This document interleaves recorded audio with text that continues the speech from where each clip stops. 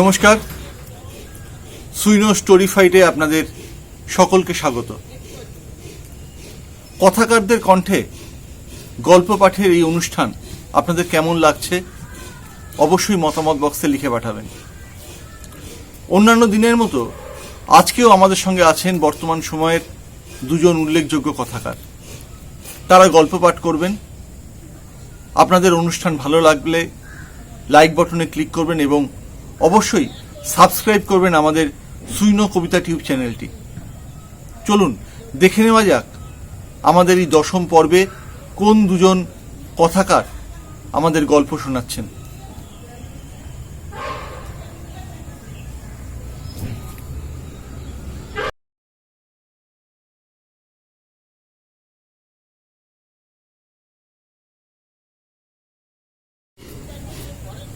আজকের এই কথাকারদের কণ্ঠে গল্প পাঠের অনুষ্ঠানে প্রথম গল্প পাঠ করবেন উত্তম বিশ্বাস।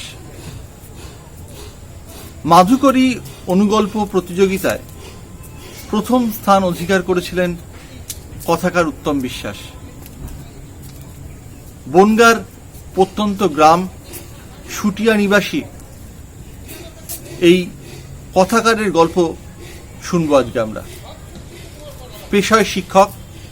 তার প্রকাশিত গল্পগ্রন্থের মধ্যে উল্লেখযোগ্য বন্ধা নদীর বালিহাঁস, জলটুঙি, মাটির সিন্দুক ইত্যাদি। এছাড়াও বেশ কয়েকটি গল্পের গ্রন্থ আছে তার। বিভিন্ন পত্রপত্রিকাতে নিয়মিতভাবে প্রকাশিত হয় তার গল্প। চলুন এখন শুনি জনপ্রিয় কথাকার উত্তম বিশ্বাসের গল্প পাঠ। আমার আজকের গল্প ব্ল্যাঙ্কেট ও একটি গোলাপি চামড়ার বর্ডার।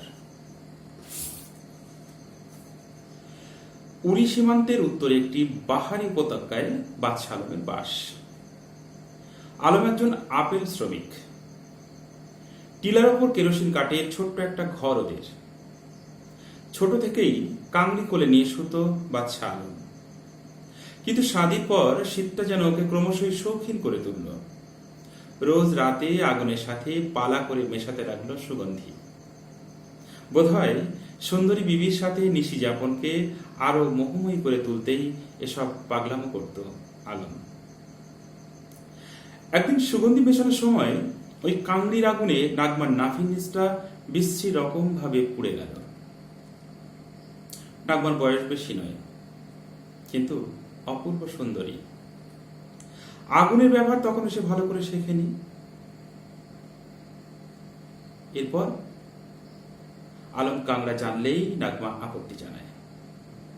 তাছাড়া নিজের শরীরের নিচের ভাগ জ্বলে যাওয়ার ক্ষতর কারণেও আলমের থেকে দূরে দূরে থাকত নাগমা। আলমের জন্য শীতের রাতের আয়েশ ক্রমশ দুর্লভ হয়ে উঠছিল। একদিন সন্ধ্যায় ফাঙ্গাস আক্রান্ত আপেলের ঠিপির ওপর বসে গালে হাত দিয়ে যখন ওরা আগুনের বিকল্প কিছু খুঁজে হয়রান হচ্ছিল, ঠিক সেই সময় কোথা থেকে দলছুট একটি বাচ্চা মাদি ভেড়া আলমের আলখাল্লার মধ্যে ম্যা ম্যা করতে করতে ঢুকে পড়ল। থাপ্পড় মেরে বাচ্চা ভেড়িটাকে হটিয়ে দেওয়ার চেষ্টাও করল আলম। কিন্তু ভেড়িটা ভীষণ নাছোড়বান্দা। মনে হলো ক্ষুধার্ত, স্তনবৃন্ত জাতীয় কোন একটা অঙ্গ খুঁজে মরিয়া হয়ে উঠেছে সে। বারবার সে মুখ ঘষতে লাগলো আলমের দুই উরুর মাঝখানে। ওর গা শিরশির করে উঠল। আলম চমকে উঠে তাকালো নাগমার দিকে। নাগমা উঠে এসে জোর করে নিজের কাছে টেনে নিল ভেড়িটাকে। উঁচু টিলার উপর উঠে আলম দেখবার চেষ্টা করলো ধারে কাছে আদেও কোনো মেষপালক আছে কিনা। না, কাউকেও দেখতে পেল না সে। সেদিন সন্ধ্যায় তুষারপাত শুরু হওয়ার আগেই ভেড়িটাকে কম্বলের নিচে নিয়ে শুয়ে পড়ল বাদশা আলম।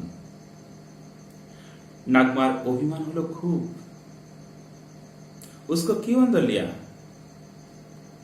আলম আরো আবেগে বুকের মধ্যে জড়িয়ে ধরে ভেড়িটাকে আদর করল। নাগমার শরীর দপ করে জ্বলে উঠল আগুনে। তারপর কি মনে করে ধীরে ধীরে ওর ঠোঁটের কোণের হাসিটুকু গেল মিলিয়ে। আজ একটু আলেমের গা ঘেঁষে নাগমা হাত বুলিয়ে আদর করতে থাকলো ভেড়িটাকে। পরের দিন সকালে নাগমা আদর করে ভেড়িটার নাম রাখলো শিকারা। এখন রোজ সকালবেলা আপেল পাতা আর বাদাম কুড়িয়ে আনে নাগমা। কিন্তু মুশকিল হলো, একটুখানি ছাড়া পেলেই শিকারা ছুটে পালায় দূর দূরে। কোথায় যায় সে? বাদশাহ আলমের চোখে মুখে 7 পাহাড়ের মেঘ জমাট বাঁধতে শুরু করে। আর ঠিক তখনই নিদ্রাহীন কালি পড়া চোখ নিয়ে হন্যে হয়ে শিকারাকে খুঁজে বেড়ায় নাগমা। দেখা তুমনে কিধার গেই মেরি শিকারা? পথচলতি মানুষজন অবাক হয়ে চেয়ে থাকে নাগমার মুখ পানে। নাগমা ধৈর্যহারা হয়ে বলে ওঠে, আরে क्या देख रहा है तुम लोग? शिकारा मतलब बकरी मेरी सौतीन। সন্ধ্যার আগে আগে আলমের কোলে শিকারাকে তুলে দিয়ে হাঁপ ছেড়ে বাঁচে নাগমা। গায়ে ধুলো ছেড়ে ঘাড়ের পশমে আঙুল ডুবিয়ে আদর করতে করতে আলম জিজ্ঞাসা করে, কাহা থি वो? सीमा की उस पर? क्या? काटे दर से कैसे निकली उसको? কাঠের মেঝের উপর কিছু কচি ঘাস আর এক মুঠো বাদাম ছড়িয়ে দিয়ে নাগমা উষ্মা উড়িয়ে সরে যায়। ওর চোখে তখন যেন বারুদ ছিটিয়ে দিয়েছে কেউ। আলমের আদরে আদিক্ষেতায় অল্প কদিনেই শিকারা একেবারে নাদুস নদুস হয়ে উঠতে লাগলো। গায়ের পশমা বেশ ফুলে ফেপে উঠছে আজকাল। শিকারাকে ছাড়া একদমই ঘুমাতে পারে না বাদশাহ আলম। সে শুয়ে শুয়ে শিকারাকে গল্প শোনায়, এক অদূরদর্শী হিন্দু রাজা আর মুসলিম বাদশার মূর্খামির গল্প। আলম নাগমাকেও শোনাতো এসব গল্প। বিরক্তিতেও পাশ ফিরে সই, কিন্তু ঘুম কি আর সহজে আসে? কম্বলের নিচে ও টের পায় ভেড়িটা ছটফটানি। মাঝে মাঝে চেঁচিয়ে ওঠে শিকারা। নাগমা ঘুমের ভান করে পড়ে থাকে পাশে। তারপর একসময় আলম ঘুমিয়ে পড়ে। শুধু ঘুম হাসে না নাগমার, ওর চোখের কোনা গড়িয়ে পড়ে জল। ওর নিজের নিটল বুকের নিচে হাত দুখানি রাখে। আজকাল আলমের কি যেন হয়েছে। নাগমার শরীরের দিকে ফিরেও তাকাবার অবসর নেই ওর। আস্তে আস্তে হাত ঢুকিয়ে দেয় কম্বলের ভেতর। মমতায় হাত বোলাতে থাকে শিকারার ঘন পশমে। মনে মনে বলে, বিছাড়া।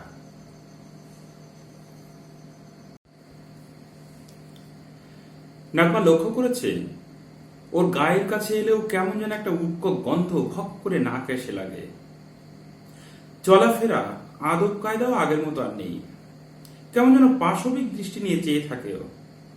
মাঝে মাঝে আলম এক অন্য চোখ নিয়ে চেয়ে থাকে নাগমার দিকে। নাগমা সে দৃষ্টির অর্থ বোঝে না। আজকাল মাথাটা এলোমেলো হয়ে যায় নাগমার। ওর শরীরের ঘাও শুকোচ্ছে না ভালো করে। রোজ ঘা শুকোনোর মাটি আর লতা পাতা থেতো করে প্রলেপ দেয় নাগমা।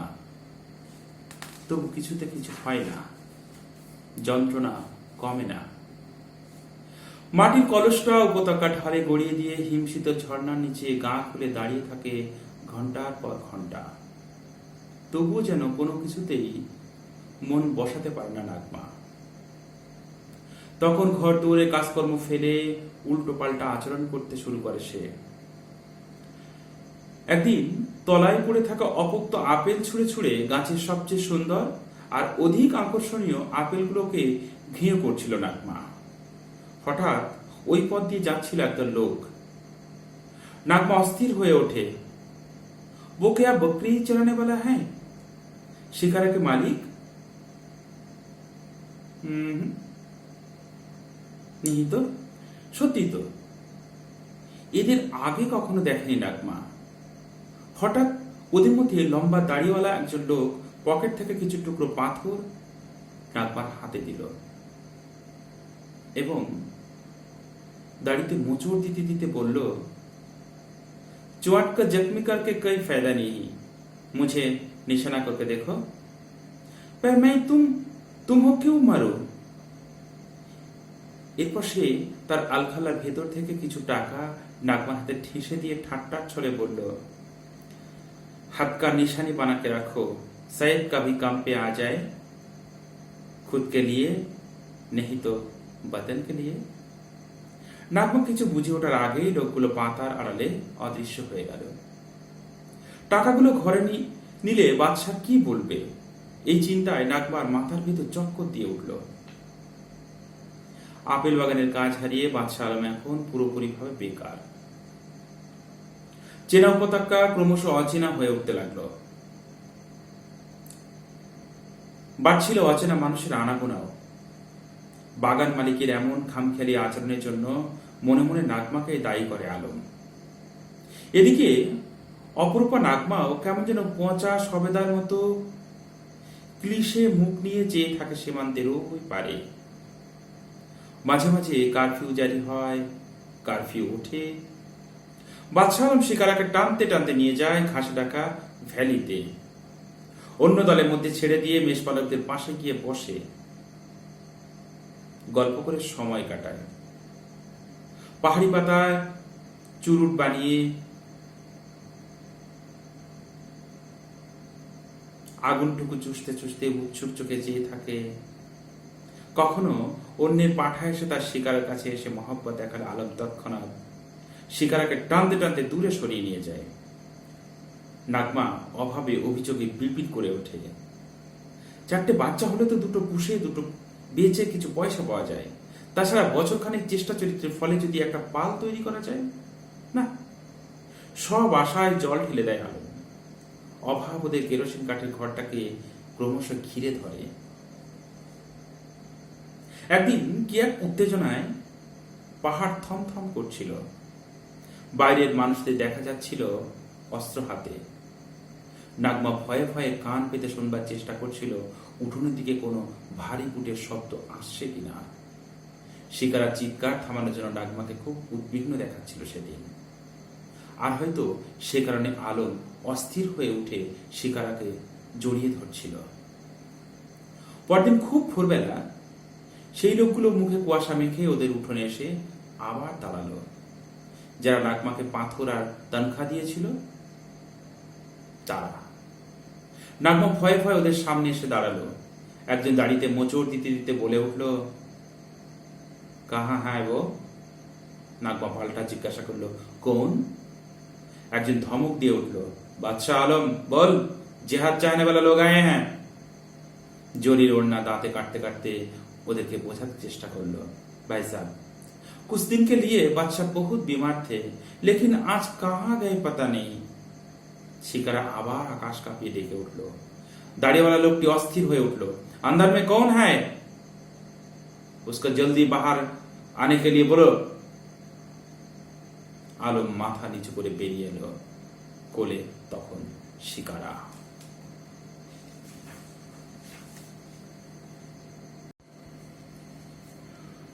ওরা ঘন পুরু পশমে ঢাকা শিকারাকে আলমের কোল থেকে ছিনিয়ে টানতে টানতে উঠোনে এক কোণায় নিয়ে এলো। একজন পকেট থেকে খুর বার করলো, একজন পাতলা একটা প্যাকেটে ফুঁ দিয়ে হাওয়া ফেললো, আর একজন দুই পায়ের ফাঁকে শিকারাকে চেপে ধরে আগা 5 তলা ছেঁচে নিল। তারপর আলমকে নিয়ে ওরা এগিয়ে গেল উপত্যকার ঢাল বেয়ে একেবারে নিচে। আলম বার দুয়েক পিছনে ফিরে তাকালো, কিন্তু নাগমা বুঝল ওকে নয়, শিকারাকে খুঁজছে আলম। ওরা চোখের আড়াল হতেই ঠান্ডায় কাঁপতে থাকা শিকারাকে সজোরে লাথি মারল নাগমা। তারপর দুহাতে মুখ ঢেকে হাওয়া হাওয়া করে কেঁদে উঠল সে। এখন নাগমা ঝুড়ি ভর্তি করে পাথর কুড়িয়ে ঘরে ফেরে। আপেল পাতা কুড়োই না। আর অন্যদিকে নাগমার বিষ্ণজরে নিশানা রেখে শিকারা পালিয়ে বেড়ায় হিমালয়ের এক উপত্যকা হতে আর এক উপত্যকায়। নাগমার নিচের ঘা অনেকটা শুকিয়ে গেছে, কিন্তু ওর মনে হয় মাথার মধ্যে দগদগ করছে নতুন আরেকটি ঘা। সারাদিন ওর নিশানা ঠিক করতে এখন পাথর ছুঁড়ে মারে। ওই লোকটা ওকে বলে গিয়েছিল নিশানা ঠিক করতে। হয়তো কোনোদিন আলমের মতো ওকেও যেতে হবে ওদের সঙ্গে। সন্ধ্যাবেলায় কম্বল মুড়ি দিয়ে বসে থাকে দরজার সামনে, মনে মনে আশা করে আলমকে অবাক করে দিয়ে ফিরে আসবে সামনে চড়াইবে। শিকারের গায়ে আবার নতুন করে পশম উঠতে শুরু করেছে, কিন্তু আলম ঘরে নেই। নাগমা শিকারার দিক থেকে মুখ ফিরিয়ে নিয়ে বলে ওঠে পনংতি। অনেকদিন হলো বাদশা আলম ফেরার। ভেড়িটা এখন সকল জৌলুস হারিয়ে একা একাই এখানে সেখানে ঘুরে বেড়ায়, যাতে তাতে খোঁচাও খায়। সীমান্তের খুঁটিতে গা চুলকাতে গিয়ে সেখানেও খানিকটা মাংস খসিয়ে রেখে আসে। গা জুড়ে গ্যাদ গেদে ঘা আর দুর্গন্ধ। নাগমা শিকারাকে আর ঘরে নেয় না। রাতে বাইরের দরজা ঘেঁষে পুরনো কম্বলের মধ্যে শুয়ে থাকে শিকারা। আর ঘরে নিজের গায়ের কম্বলেও নাগমা দেখতে পায় শিকারা ছেড়ে যাওয়া ধূসর পশম এখনো জড়িয়ে আছে কালো কম্বলটার গায়ে। ঘেন্নায় অপমানে নাগমার পুড়ে যাওয়া তলপেটে মোচড় দিয়ে ওঠে। এখন রাত হলে ঘুমের মধ্যে উদ্ভট উদ্ভট স্বপ্ন দেখে নাগমা। নিজের মনে বিড়বিড় করে যেন বলে ওঠে, সেদিন মাঝরাতে একটা বুটের শব্দের ঘুম ভেঙে গেল।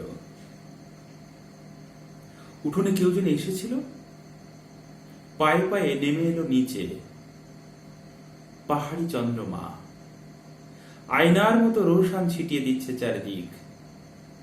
আরো খানিকটা অগ্রসর হতে নাগমার নজরে এলো টিউলিপ জাতীয় ছোট ঘাস জমির আড়ালে বসে কে যেন শিকারার ক্ষতস্থানগুলোতে নরম নিশি ফুলের ডাঁট বুলিয়ে দিচ্ছে। 100 আগুন পাহাড়ে জ্বালামুখ নিয়ে দপ করে জ্বলে উঠল নাগমা। অশুভ আত্মার মতো ভেড়িটা যেন তার রাতের ঘুম হারাম করে দিচ্ছে, অর্থাৎ ওটাকে এবার দোজকের দুয়ারে দিতেই হবে। নাগমা হাতের নাগালে পাথর জাতীয় কিছু একটা পাওয়ার জন্য মরিয়া হয়ে উঠল, কিন্তু সম্মুখে একে গাঢ় সবুজ জঙ্গলি ছাপা যোদ্ধার পোশাকে দাঁড়িয়ে বাদশা আলম না? হ্যাঁ তো, মোহিনী চাঁদের আলোয় আলমকে এখন আর সামান্য আপেল শ্রমিক বলে মনেই হচ্ছে না। এখন সে রীতিমতো যোদ্ধা। তবে নতুন আলমের অস্ত্র বলতে হাত ভর্তি সেই পুরনো টুকরো পাথর আর পাথর। ওগুলো নাগমার আঁচলে তুলে দিতে দিতে আলম যেন অট্টহাসিতে পেটে পড়ছে আর বলছে, अगर तुम नेकी कमाना चाहती हो तो बेजुबान को क्यों मारती हो? सचमुच जन्नत पाना चाहती हो? পাথর মুছে মারো, পাথর মুছে মারো। সেই শক্তির মধ্যে নাগমা দেখল জ্যোৎস্না ধোয়া উপত্যকার উদ্রায় বেয়ে নেমে যাচ্ছে বাদশা আলম, আর তার পেছনে পেছনে শিকারা। নমস্কার।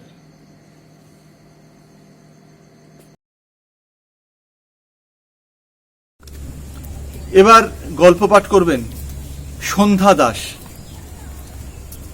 পদার্থবিদ্যার ছাত্রী ছিলেন সন্ধ্যা দাস।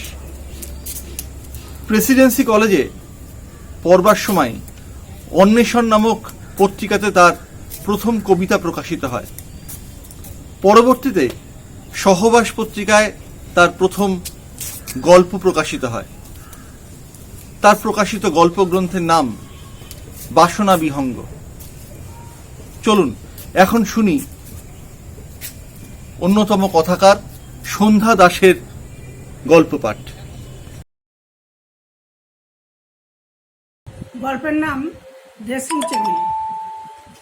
সুধার যখন বিয়ের পাকা দেখা হয় তখন ওর শ্বশুরমশাই নিজেই এসেছিলেন ওদের মধ্যমগ্রামের বাড়িতে। উনি দাবি দেওয়া বিষয়ে স্পষ্ট করে বলেছিলেন ওনার কোনো কিছুই লাগবে না, শুধু এই সুকণ্ঠী মেয়েটিকে তন্ময়ের বউ হিসেবে নিয়ে যেতে চান। সুধা কল্যাণ ইউনিভার্সিটি থেকে বাংলায় MA করেছে।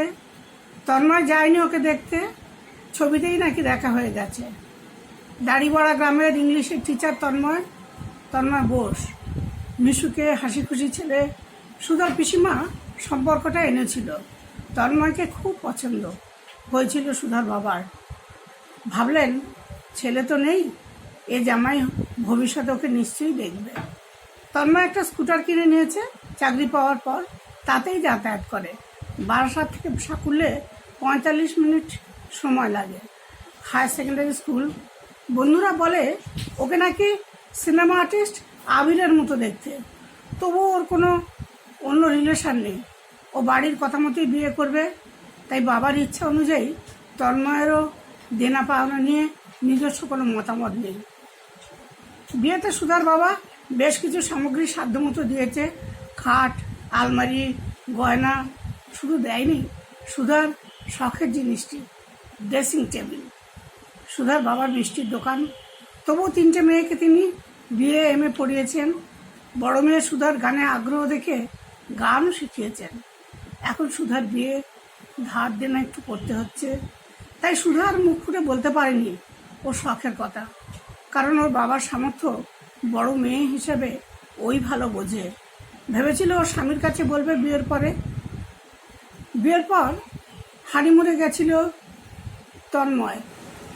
বিয়ের পর হানিমুনে গেছিল তন্ময় আর সুধা দার্জিলিংয়ে।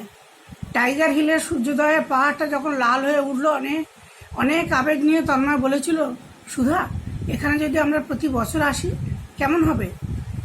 ওদের বিয়ে হয়েছিল জানুয়ারিতে আর হানিমুনে এসেছে ফেব্রুয়ারি 1st উইকে, তাই শীতের আমেজ বেশ ভালো। তন্ময়ই বলেছিল, সুধা আজ তোমাকে একেবারে ওয়েস্টার্ন ড্রেসে সাজাবো। ওই নতুন সাজের ড্রেসিং টেবিলের বড় আয়নার সামনে দাঁড়িয়ে সুধা দেখলো সেই সুধা বেনি ঝুলিয়ে যে টিউশনি করতে যেত প্রতি বিকেলে, এ তো সে না, অন্য কেউ যেন উঁকি মারছে ওর ভিতর থেকে। এমনিতেই সুধার ফিগার খুব সুন্দর। টাইগার হিলের ওই সময় তন্ময়ের হাত চেপে সুধা বলেছিল, অবশ্যই, তুমি চাইলে অবশ্যই আসবো। অনেক দিন হয়ে গেল সেসব কথা। এখন তন্ময় স্কুল থেকে ফিরে টিফিন সেরে আবার বসে পড়ে টিউশনতে। সন্ধ্যের ব্যাচ, সাথে সাথে 9টা। সকালেরও একটা ব্যাচ আছে। ছেলের সিজনের বয়স হয়ে গেল 10। হাই স্কুলের ছাত্র, ক্রিকেটে দারুণ নেয়। সুধার শ্বশুরমশাই প্রতিদিন প্র্যাকটিসে নিয়ে যায়। সুধা বিকেলে টিফিন রেডি করে রেখে ছেলেকে ম্যাথসের টিচারের কাছে নিয়ে যায়। তন্ময় স্কুল থেকে ফিরলে সুধার শাশুড়ি চা করে। সুধা ছেলেকে নিয়ে ফিরে রাতের খাবার রেডি করে, তারপর শাশুড়ি পান, শ্বশুরমশাই রাতের ওষুধ দিয়ে বিছানায় আসে। কবে যে দুজনের ভালো লাগাগুলো দুজনকে ছেড়ে গেছে বুঝতেই পারেনি। আজ একটু তাড়াতাড়ি বিছানায় এলো সুধা। বড় গোল আয়নাটায় নিজেকে দিনের শেষে দেখলো। তন্ময় জেগে আছে, খাতা দেখছে। সুধা বলল, আচ্ছা তুমি স্কুল, টিউশন এসব ছাড়া আর কিছু ভাবতে পারো না? তন্ময় খানিকটা অবাক হয়ে বলল, কেন? হঠাৎ এ প্রশ্ন কেন? তোমার কিসের অভাব রেখেছি? সুধা বলল, চোখ থাকলেই দেখতে পেতে, আজকাল তো আমার দিকে তোমার খেয়ালই নেই। তন্ময় বুঝতে পারে না সুধা কিসের কথা বলছে। একটু বিরক্তও হয়। বললো, হেয়ালি না করে যা বলো সরাসরি বলো। সুধা অবাক হয়। তন্ময় আজকাল এত অল্পতেই বিরক্ত হয় দেখে বলে, না বলছি ছেলেটা এত বড় হয়ে গেল, ওকে কোথাও বেড়াতে নিয়ে যেতে পারলাম না। ও এবার পুজোয় বেড়াতে যেতে চায়। কালকে টিউশন যাওয়ার সময় বলছিল, মা দোলনা এবার পুজোয় সিমলা যাচ্ছে। ওরা প্রত্যেক বছর যায়, আমরা কোথাও যাই না কেন? আমি বলেছি তোর বাবাকে বলবো এবছর আমরাও যাব। তন্ময় বললো, আমাকে না জিজ্ঞেস করে রাজি হয়ে গেলে? সুধা বুঝে পায় না এতে অনুমতির কি প্রয়োজন। বললো, ঠিক আছে, ওকে আমি বুঝিয়ে বলবো, পরে যাব। তন্ময় বললো, না না কিছু বলতে হবে না, দেখছি। সকালে তন্ময় স্কুলে বেরোনোর আগেই প্র্যাকটিস থেকে ফিরেছে সৃজন। ডাইনিং টেবিলে শ্বশুরমশাইকে ব্রেকফাস্ট দিয়ে তন্ময়কে খেতে দিল সুধা। তন্ময় খেতে খেতে বলল, শোনাই তুই নাকি বেড়াতে যেতে চাস, আমাকে বলবি তো? ঠিক আছে, এবছর পুজোয় আমরা সবাই পুরী যাব। কি বাবা, তোমার আপত্তি নেই তো? মা পুজোটা আবার পুরীতেই দেখো। অবশ্য দেখি নবমীর দিন যদি টিকিট পাই তাহলে পুজোটা কাটিয়ে যাব। তোমাররা তো রইল। তন্ময় এই একটা কথা সারা বাড়িতে মেঘ কেটে যাওয়ার খুশি। শুধু শাশুড়ি একবার বললেন, কি যে শখ তোমাদের বাপু, বুঝি না, আবার কতগুলো টাকার খরচ। টিকিট কনফার্ম হয়ে গেছে, নবমীর দিন যাবে। 5 দিনের ট্যুর, যদিও এখনো 3 মাস বাকি। শুধু এখন থেকেই গোছাচ্ছে এক এক করে। কয়েকটা সালোয়ার, কুর্তি, পালারাজ্য কিনলো। ট্রেনে পরে যাবে, ওখানে স্নানে লাগবে, ঘুরবেও চিল্কায়। শাড়িও নেবে তো তবে এগুলো বেশি নেবে। কতদিন পর বাইরে যাওয়া, তন্ময় তো প্রতি বছর স্কুল থেকে ছেলে মেয়েদের সঙ্গে ট্যুরে যায়, তাই এই অভাবটাও বুঝবে না। সমস্ত কেনাকাটা হয়ে গেলে সবগুলো ট্রায়ালের ব্যাপার, কেমন লাগছে এই নতুন ড্রেসে, কারণ এগুলো খুব কালারফুল, খুব মডার্ন। আগে হলে এক এক করে পড়তো আর তন্ময়কে দেখাতো, কখনো তন্ময়ের তারিফ, কখনো ওর চোখের ভাষা বুঝিয়ে দিত। তখন ওর এত টিউশন ছিল না, এত বিরক্তিও না। সময়টা বদলে যাচ্ছে, তারপর ছেলেটা বড় হচ্ছে, তাই নিজের ড্রেসের ট্রায়াল নিজেকেই দিতে হবে। আবার এত বছর পর ওর মনে হলো সত্যি ড্রেসিং টেবিলটার খুব প্রয়োজন ছিল, এতদিন মনে পড়েনি। গোল বড় আয়নায় মুখ আর গলা দেখতে পায়, পুরোটা হয় না, একটা অতৃপ্তি থাকে। এবারে তো ওর জায়ের ঘরে আছে, সেখানেই গেল, সোনালির মতামত নিল, কায়দা করে বোঝালো যেন সোনালির মতামতের জন্য ওই ঘরে এসেছে। হানিমুন থেকে ফিরে এসে তন্ময়কে বলবে ভেবেছিল, কিন্তু সবে নতুন বিয়ে, তার উপর হানিমুনের খরচ, শ্বশুরমশাইয়ের হাত পাঙ্কা, ছেলের বিয়ের আগে একতলা বাড়ি তুলেছেন, আবার বিয়ের খরচ। কিন্তু মনটা ভীষণই ভালো। মাঝে মাঝে সন্ধ্যেবেলা বলতেন, বৌমা একখানা রবীন্দ্রসঙ্গীত শোনাও দেখি। শ্বশুরমশাইয়ের ঘরের মেঝেতে বসে একের পর এক রবীন্দ্রসঙ্গীত গেয়ে গেছে, আর প্রাথমিক স্কুলে হেডমাস্টার সচিনবাবু চোখ বন্ধ করে শুনে গেছেন। শেষে বলেছেন, অসাধারণ বৌমা। মাঝে মাঝে ছুটির দিনে তন্ময়ও যোগ দিয়েছে। শাশুড়ি তত নাক ছিল না, উনি রান্নাঘরেই ব্যস্ত থাকতেন। তন্ময়ের ভাই কলেজে পড়তো, শ্বশুরমশাইকে ওর শখের কথা বললে এতদিনে হয়তো কবেই এনে দিতেন, কিন্তু শ্বশুরমশাইকে বলতে ওর সংকোচ হতো। মাঝে একবার তন্ময়কে বলেছিল, কি গো তুমি যে বলেছিলে প্রত্যেক বছর দার্জিলিংয়ে যাবে, তন্ময় উত্তর দিয়েছিল, মা বাবাকে রেখে ও এভাবে যেতে পারবে না। সুধা বলেছিল, নিয়ে চলো একসাথে যাব, কিন্তু তন্ময় বলেছে, না এখনো অনেক কাজ বাকি, ঘোরা টোরা যাবে না। সুধা কথা বাড়ায়নি। মাঝে মাঝে বাপের বাড়ি যায়, মেজবেন চাকরি পেয়েছে, বাবার সাশ্রয় হয়েছে একটু। তবুও বিয়ের পর বাপের বাড়িতে কোনো জিনিস চাওয়া যায় না, যেখানে ওর স্বামী শ্বশুর দুজনেই চাকরি করে। শ্বশুরমশাই রিটায়ার করার পর ছেলে বাবা মিলে বাড়িটাকে দোতলা করেছে। ছোটো ভাই চাকরি পেলে বিয়ে দিয়েছে, সোনাই জন্মেছে, ভালো স্কুলে ভর্তি করিয়েছে, সব হয়েছে, শুধু হয়নি ওর কোথাও বেড়াতে যাওয়া আর ওর শখটা মেটেনি। এবারের মতো তন্ময় সুধা চালিয়ে নিল, আবার সেই আগের তন্ময়কে ফিরে পেল সমুদ্রের জলে। কানায় কানায় ভরে উঠলো সুধা, প্রত্যেকটা সাজে তারিফ করেছে সবাই। ছেলে বাবা। সুধা ঠিক করলো বাড়ি ফিরে এ মাসেই ও তন্ময়কে বলবে ড্রেসিং টেবিলের কথা। বাড়ি ফিরে হইচই করে কাটলো কদিন, আবার সেই আগের জীবন। তবুও আমেজ থাকতে থাকতে সুধা মুখ ফুটে তন্ময়কে বলল, শোনো না, আমি কিন্তু একটা জিনিস চাইবো, দিতে হবে, না বলতে পারবে না। ছেলের সৃজন ঘুমাচ্ছে অকাতরে, চাপা ঠোঁটে হাসলো তন্ময়। সুধাকে কাছে টেনে জিজ্ঞেস করলো, কি চাই, ছেলে না মেয়ে? ওসব কথা ছাড়ো, একটু আদরে শুনেই বললো সুধা। তারপর তার আসল কথাটা পারলো, মুহূর্তের মধ্যে বললে গেল তন্ময়। বললো, কেন, দেয়াল আয়নাটা চলছে না? শোনায় টিউশন থেকে পরিমলবাবু তো রোজ তোমাদের সঙ্গেই ফেরেন, এবার কি নতুন ড্রেসগুলো ওনাকে দেখাবে? সুধা বুঝতে পারে না তন্ময় ওকে ঠাট্টা করছে নাকি ইয়ার্কি করে বলল, হবেও বা। তন্ময় গম্ভীরভাবে বলে অত বাজে নষ্ট করার টাকা নেই আমার। চাদরটা টান টেনে তারপরেই পাশ ফিরে শুয়ে যায় তন্ময়। আজকে এই পর্যন্তই। আবার আগামী পক্ষে নতুন দুজন কথাকারকে সঙ্গে নিয়ে হাজির হব। আপনারা সকলে ভালো থাকুন, সকলে সুস্থ থাকুন। আমাদের অনুষ্ঠান ভালো লাগলে আবারও অনুরোধ রাখছি, আপনারা অবশ্যই লাইক বাটনে ক্লিক করবেন এবং সাবস্ক্রাইব করবেন আমাদের সুইনো কবিতা টিউব চ্যানেলটি। সাবস্ক্রাইব করতে আপনাদের কোনো আর্থিক মূল্য প্রদান করতে হয় না, শুধুমাত্র সাবস্ক্রাইব লেখা বটনটিতে একটা ক্লিক করুন এবং সাবস্ক্রাইব করুন সুইনো কবিতা টিউব। ধন্যবাদ।